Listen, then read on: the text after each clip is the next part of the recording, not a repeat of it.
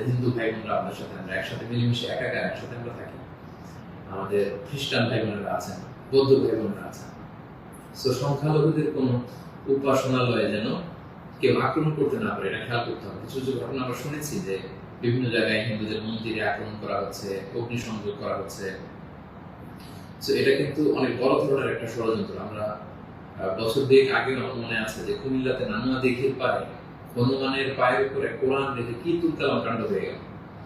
So যারা ক্ষমতা ছেড়ে পালিয়েছে তারাই দেখা যাবে যে ভাড়াটে করা লোকজন দিয়ে সেখানে আগুন দিয়ে আল্লাহু আকবার স্লোগান দিবে, নারায়ে তাকবীর, আল্লাহু আকবার স্লোগান দিয়ে বোঝাতে চাইবে যে ইসলামপন্থীদের কাজ এটা, মাদ্রাসার ছাত্রদের কাজ এটা।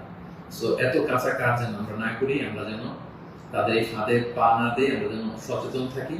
বিশেষ করে মাদ্রাসার ছাত্র ভাইদেরকে, আমরা কলিজার টুকরা মাদ্রাসা, আলিয়া মাদ্রাসা, কোন মাদ্রাসার ছাত্র ভাইদেরকে আমি বলবো, আপনারা আপনাদের নিজ নিজ থানা, গ্রামের, এলাকার হিন্দু মন্দিরগুলো নিজ দায়িত্বে পাহারা দেন। প্যাট্রোলিং করবেন ভাগ করে করে, সকালে বিকালে কারা দায়িত্ব পালন করবেন। মাদ্রাসার শিক্ষক যারা আছেন তারা এটা দেখভাল করেন। সামনের এক দুই দিন খুবই গুরুত্বপূর্ণ। আমরা চাই না যে আমাদের বিজয়টা এভাবে নষ্ট হয়ে যায়।